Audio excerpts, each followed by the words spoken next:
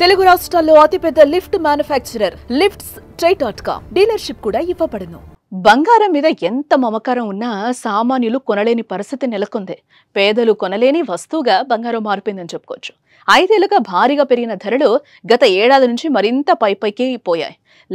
లక్షంగా దూసుకుపోతోంది. అయితే ఏప్రిల్లో గోల్డ్ ప్రియులకు ఊరట కలుగుతోంది. కొద్ది రోజుల్లో బంగారం ధరలు దిగొస్తున్నాయి.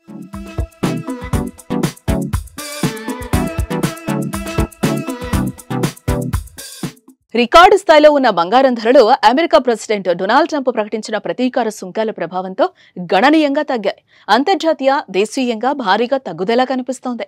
అంతర్జాతీయ మార్కెట్లో స్పాట్ గోల్డ్ రేట్ ఔన్స్ కు $3,168కు చేరి ఆల్ టైమ్ రికార్డ్ కొట్టింది. అక్కడి నుంచి వరుసగా $60 నుంచి $70 చొప్పున తగ్గి గత శనివారం రోజు $3,040కు దిగొచ్చింది. సోమవారం రోజు మరింత తగ్గి $3,000 స్థాయికి పడిపోయింది. మన దేశంలో కూడా బంగారం ధరలు పతనమవుతున్నాయి.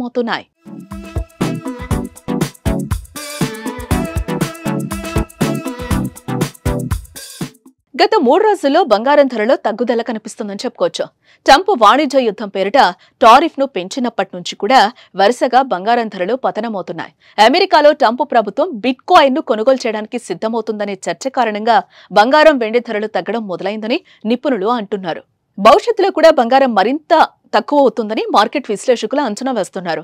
సుమారు బంగారం ధరలు 36% వరకు తగ్గొచ్చని, అంటే ఔన్స్ కు $2,000 వరకు తగ్గొచ్చని అంచనా వేస్తున్నారు.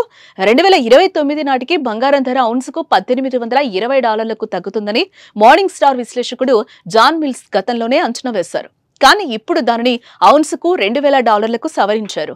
అదే సమయంలో 2025-27 మధ్య బంగారం సగటు ధర ఔన్స్ కు $3,170గా అంచనా వేశారు.